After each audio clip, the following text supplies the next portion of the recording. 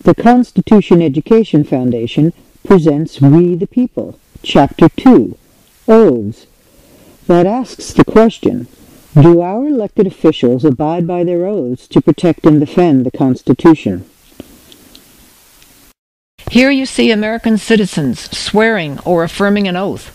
The oath of office as we know it has been taken by all political, judicial, military, and law enforcement throughout the history of our country. Although its words have known some transformation, the significance placed upon a person's oath by the Founding Fathers holds no less value today and has withstood the test of time. There is a common thread between all the different oaths, and that is to support and defend or uphold the Constitution. A public affirmation of adhering to an oath of honor is a powerful vehicle demonstrating ethical standards. Does not the breaking of an oath by a public official compromise the ethical standards of not only the oath breaker, but the society as a whole? Our society is based on law, and the Constitution is the supreme law of the land.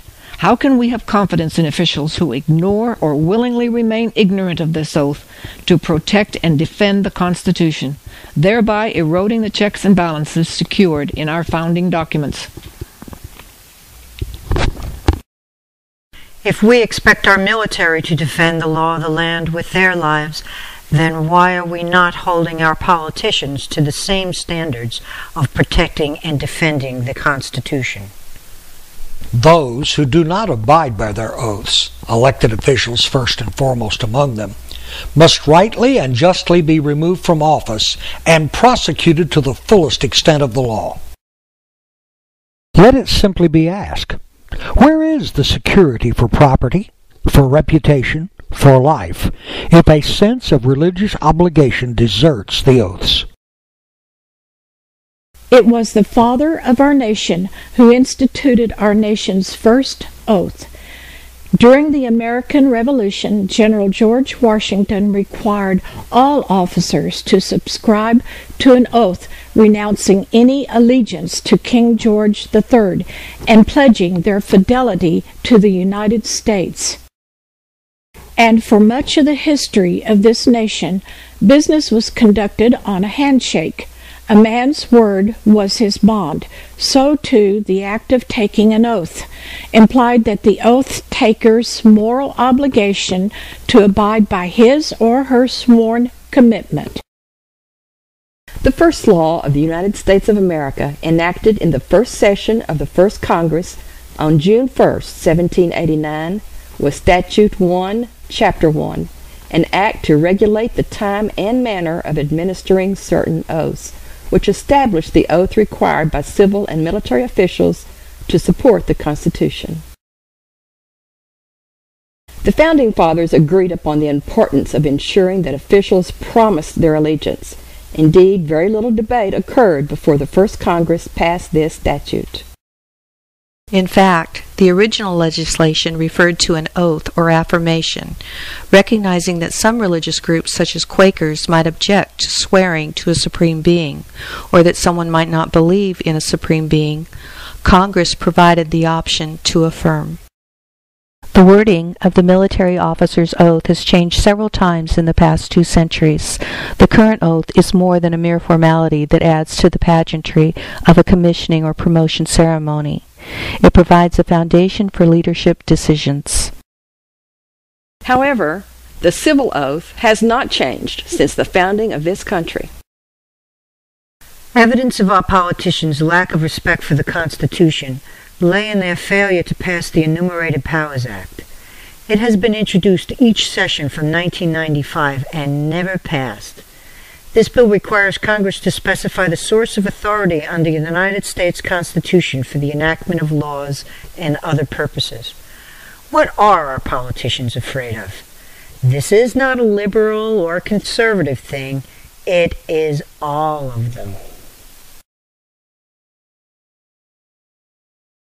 As the distinguished Walter Williams wrote, Congressmen, openly refusing to live up to their oath of office, exhibit their deep contempt for our Constitution.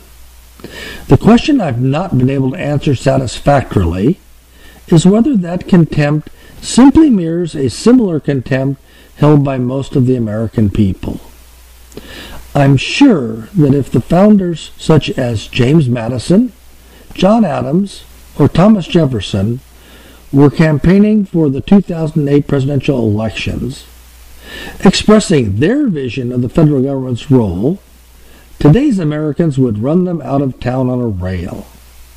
Does that hostility reflect constitutional ignorance, whereby the average American thinks the Constitution authorizes Congress to do anything upon which they can get a majority vote, or anything that's a good idea?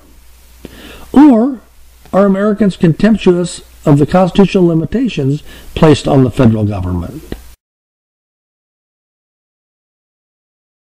If a nation expects to be ignorant and free in a state of civilization, it expects what never was and never will be. Thomas Jefferson. The question one might ask is, why would political statesmen have a distaste for and fail to support a measure binding them to what the Constitution actually permits? There's a two-part answer to that question. First, few congressmen, including our presidential aspirants, have the integrity, decency, and courage to be bound by the Constitution.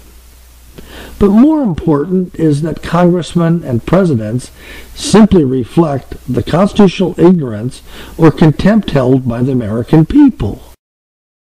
We, the people, must question our politicians when they do not live up to their oaths. Has the executive exceeded its constitutional mandates by establishing government entities that impose regulations and expenditures not legislated by Congress?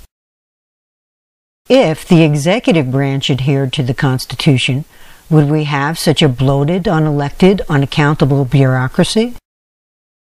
Also, has Congress abdicated their authority to the executive branch concerning War Powers Act? And is the Federal Reserve constitutional? It is not under the Treasury, which is mandated by the Constitution. If our politicians were to be true to their oaths, which of the recent military engagements would have been constitutionally legal? If the Federal Reserve were established within constitutional parameters, would we be in this present severe economic crisis? If the executive branch adhered to the Constitution, would we have such a bloated, unelected, unaccountable bureaucracy? The Congress is in charge of the budget as mandated by the Constitution. Their criminal neglect in this matter is endangering this nation. How should we then define domestic enemies? On February the 1st, 2012, in an interview with Al Hayat TV in Egypt, U.S. Supreme Court Justice Ruth Bader Ginsburg said she would look elsewhere, Canada, South Africa, or Europe, should she be tasked with writing a constitution now. Her lack of respect for the very document she has sworn to protect and defend bears further evidence of our leaders' contempt for what they obviously believe is deficient for modern times. If our leaders do not feel that they must abide by the Constitution and ignore it at will, how can anyone expect our nation to be law-abiding? The history of our nation is the story of a contract between strangers based on the law. The supreme law of the land, the U.S. Constitution, is the foundation of our social equality. If our politicians cannot be trusted to abide by their sworn oaths to protect and defend the Constitution, what then will become of our society? If our leaders cannot abide by the Constitution, how can we expect Americans to have respect for the law? Why then are we the people not demanding that our officials keep their oaths? The basis of our political systems is the right of the people to make and alter their constitutions of government. But the Constitution, which at any time exists, till changed by an explicit and authentic act of the whole people, is sacredly obligatory upon all. The very idea of the power and the right of the people to establish government presupposes the duty of every individual to obey the established government. George Washington's Farewell Address of 1796.